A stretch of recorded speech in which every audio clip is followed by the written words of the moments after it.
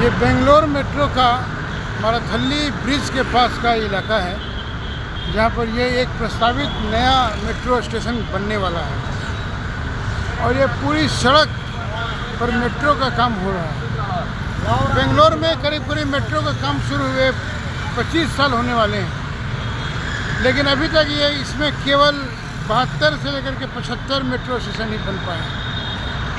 लगभग 150 किलोमीटर का काम तो हो चुका है और अभी लगभग 200 किलोमीटर का और बाकी है। लगभग 100 से ज़्यादा मेट्रो स्टेशन बनने बाकी हैं और अगर रफ्तार यही रहा बनने का तो निश्चित तौर पर अगले 5 साल तो लग ही जाएंगे। और 5 साल जबकि काम में काफ़ी बड़े पैमाने पे हो रहा है और एक साथ बहुत जगह पे मेट्रो का काम प्रस्तावित है। और सबसे खूबी की बात तो यह है कि मेट्रो का काम यहाँ होता है और किसी को पता नहीं चलता है। रात 11 बजे से लेकर के सुबह 7 बजे तक सारे लेबर्स लाइट में ये काम करते हैं और सुबह सुबह होने के पहले सड़क को पूरी तरह साफ करके मलबे को निकाल देते हैं, ताकि जब 7 साढ़े 7 के बाद शहर जाग जाए और ट्रैफिक बढ़ने लगे तो कहीं से भी कोई जाम या कुछ न हो।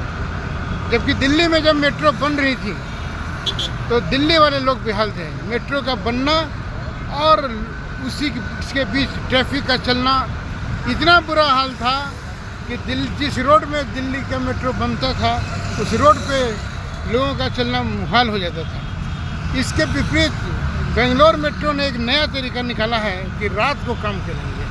दिन में ये सारे मेट्रो का जो काम है वो आप देख रहे हैं कि सब खाली सुनसान पड़ा हुआ है। सड़क पर एक मलबा नहीं है, कहीं पे कोई कूड़ा कबाड़ा नहीं है और इससे लगता है कि मेट्रो का काम बहुत नियोजित ढंग से चल रहा है। हालांकि काम की रफ्तार बहुत तेज़ अभी नहीं लग रही है। हालांकि कुछ लोगों का कहना है कि एक साथ मेट्रो में 100 स्टेशन जुड़ जाएंगे, क्योंकि कम से कम 12-14 लाइनों में ये काम चल रहा है।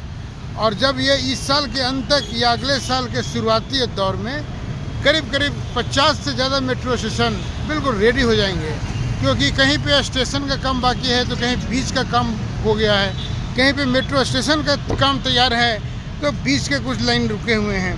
यानी कुल मिलाकर के 70% तो काम हो चुका है, मगर काम की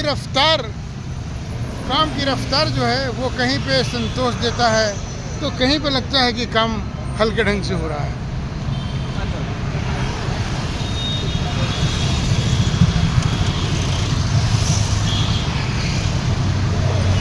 मेट्रो परिवहन को बेहतर बनाने के लिए दिल्ली में आज तक डीटीसी और मेट्रो के स्मार्ट कार्ड का उपयोग लगभग ना के बराबर होता है, और कभी होता है तो डीटीसी कंडक्टर के पास वो मशीन नहीं है कि वो मेट्रो के स्मार्ट कार्ड से डीटीसी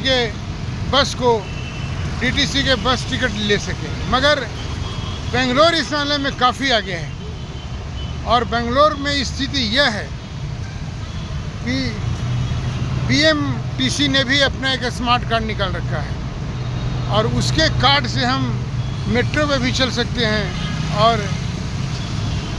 बीएमटीसी की गाड़ियों पर तो चलेंगे ही चलेंगे। यानी कुल मिलाकर के एक ऐसी व्यवस्था बनाई गई है परिवहन की कि अगर किसी के पास अगर एक स्मार्ट कार्ड है किसी चीज़ का तो वो दोनों में यात्रा कर सकता है।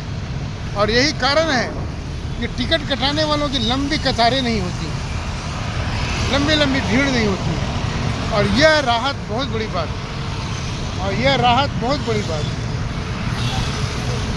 ये केआरकेपीपुरम तक ये फ्लाईओवर के नीचे रास्ता जाती है और आगे सिल्क बोर्ड तक चली जाती है।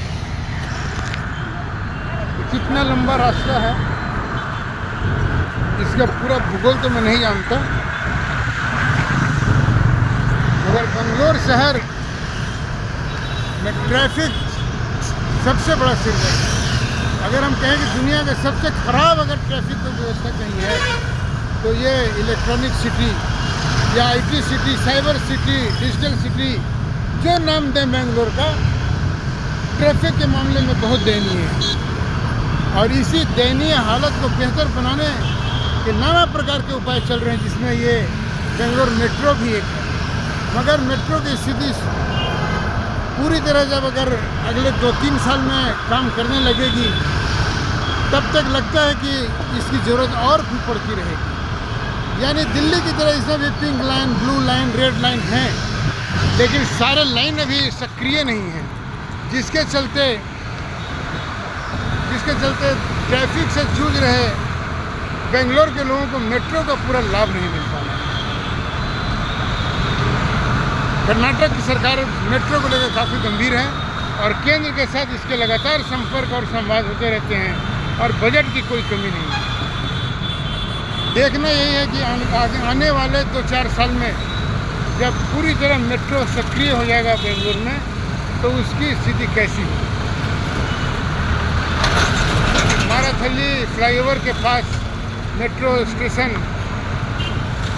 प्रस्तावित मेट्रो स्टेशन से मैं आनंद।